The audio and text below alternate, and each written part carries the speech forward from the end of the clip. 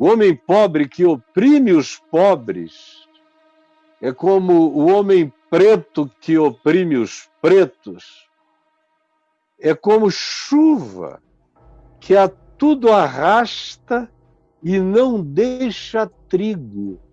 É uma coisa extraordinária. Ele arranca todas as boas sementes da vida. O pobre que oprime o pobre é como a chuva torrencial que arranca o que podia ser alimento, ser vida para eles na pobreza. Porque o pobre precisa de trigo. Mas o pobre que oprime o pobre é como uma chuva torrencial que arranca todo o potencial de sobrevivência de todo mundo. Arranca o trigo. Assim como o preto que oprime o preto é como uma chuva torrencial que destrói tudo aquilo que podia para todo mundo ser abrigo. Outra vez, eu não preciso crer nas palavras da Escritura. Eu já tive tanta Escritura manifesta como história e narrativa diante dos meus próprios olhos, que a minha fé original se transformou hoje num testemunho que eu dou sobre a validade e a verdade da Escritura, porque ela é infalível nos princípios que anuncia. E aí, meu amigão? Infalível nos princípios que anuncia. Uhum. Cara, o evangelho tá aí, né, cara? Né? Tá aí. Isso é que é fascinante. O evangelho tá aí. E o evangelho está aí. Isso que você está dizendo, pouca gente entende o que você está dizendo. Que o evangelho está aí. O evangelho está aí, cara. Tem gente que pensa que o evangelho está aí quando tem um monte de crente falando, pregando, metido em lugares importantes. Não, não precisa. Não. Os crentes podem estar todos reunidos para falsificar o evangelho. Todavia, o evangelho está aí. Ele tem vida de si própria. Ele se cumpre em quem quer, em quem não quer, em quem crê, em quem não crê. É. Ele é livre, ele é uma espada solta no ar. Tá aí. Tá aí. Se o pessoal estivesse nos entendendo, é que tem pouca gente nos compreendendo. Mas cara. O evangelho tá aí, cara. O com você, tá aí. Sem você, com igreja, sem igreja, o evangelho. O evangelho é livre. Tá é espada de dois gumes. O Jesus está ressuscitado.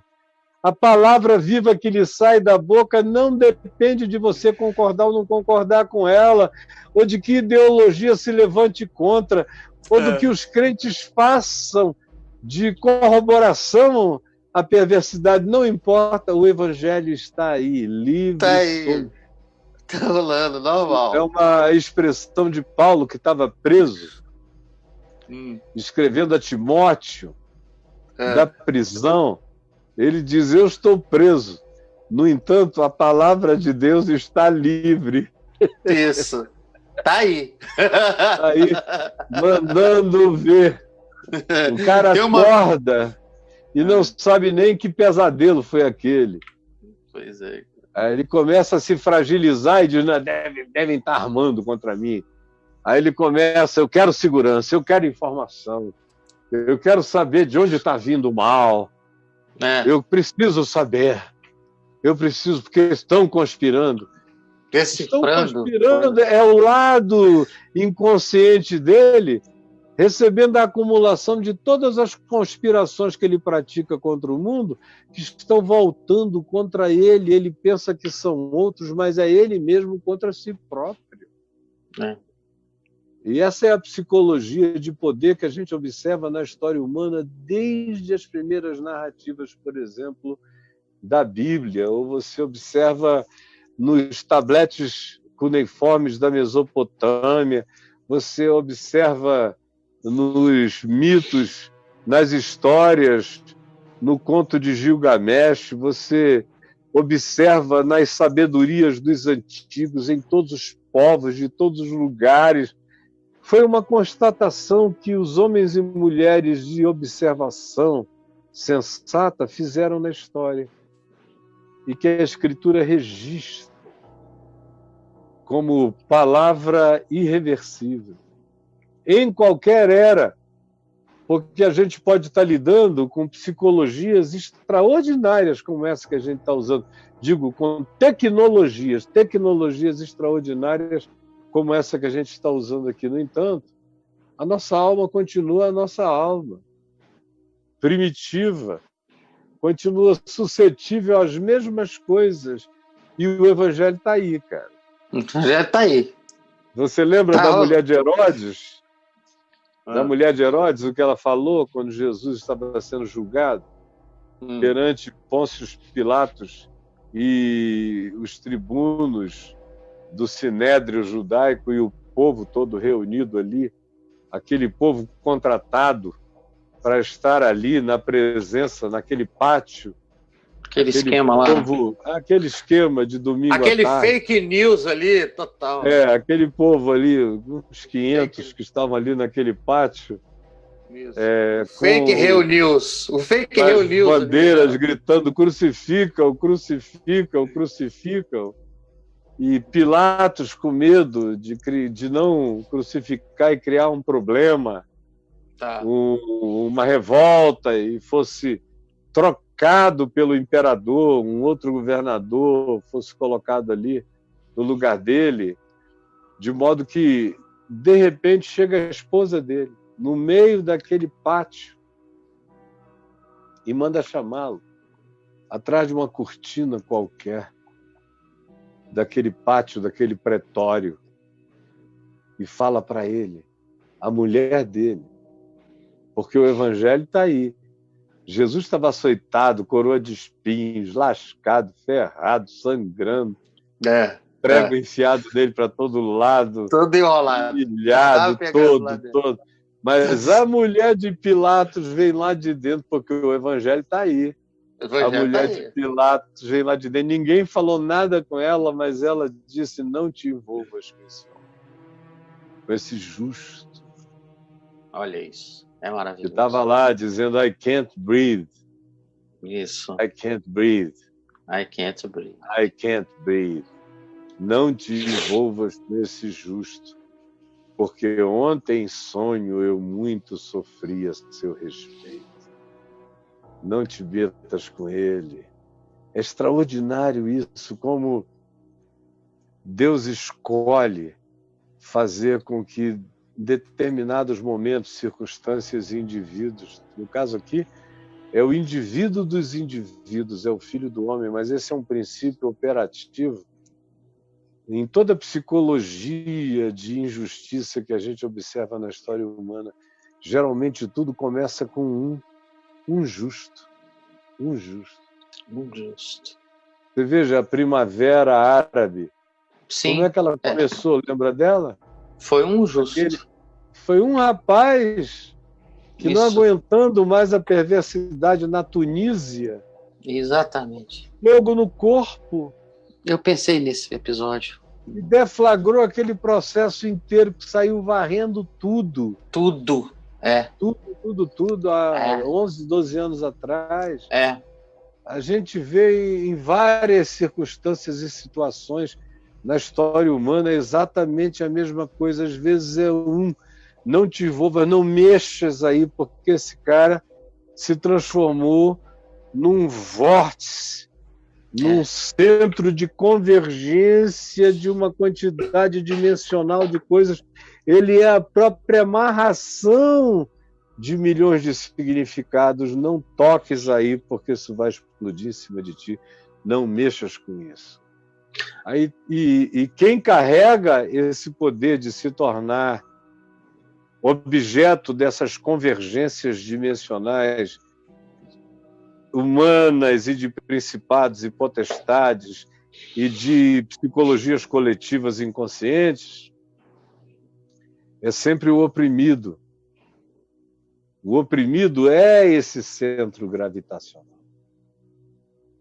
Não é no palácio que está o centro, que está esse eixo gravitacional. Porque lá está tudo bem, né? Lá está tudo bem. E é de lá que frequentemente procede a maldade que oprime o povo. Isso, é de lá que sai. Lá na esquina, você veja, não é na casa, na mansão do rico, que morre e vai para o inferno. é na esquina do Lázaro, que morre e é levado para o seio de Abraão. Isso. A Escritura é abundante quanto a declarar essa realidade.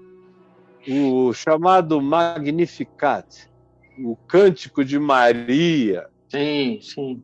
Cara, o Cântico de Maria é um salmo É verdade. sobre esse princípio que eu estou enunciando e repetindo aqui, querendo que alguém entenda, que alguém perceba que a gente não está falando de política, a gente está falando do Evangelho, que está solto por aí, realizando o que lhe apraz, como disse Isaías, porque a palavra de Deus não volta para Deus vazia, sem que antes cumpra o que lhe apraz, meu amigo. E isso acontece, como a gente vê no Cântico de Maria, em Lucas, Isso. Lucas 1. capítulo 1, do verso 46 em diante, Sim. que diz: a minha alma, Maria então disse, a minha alma engrandece ao Senhor, e o meu espírito se alegrou em Deus, meu Salvador, porque contemplou na humildade da sua serva, pois desde agora todas as gerações me considerarão bem-aventurada, porque o poderoso me fez grandes coisas. Santo é o seu nome. A sua misericórdia vai de geração em geração sobre os que o temem. Agiu Deus com braço valoroso. Dispersou, olha os imperativos do Evangelho solto por aí. Não foi ninguém que fez, foi ele mesmo que fez. Dispersou os que no coração alimentavam pensamentos soberbos. Isso é maravilhoso. Que maravilhoso. Dispersou os que no coração alimentavam pensamentos de domínio, de tirania, controle, capricho. Derrubou dos seus tronos os poderosos, porque o Evangelho está solto. Maria não tinha que fazer nada, ela só constatava. Exaltou os humildes, os que estavam gritando e dizendo I can't breathe. Exaltou os humildes, encheu de bens os famintos, de fartura, de bens, não apenas de bens materiais, mas dos bens da satisfação da justiça. E despediu vazios, ocos, os poderosos.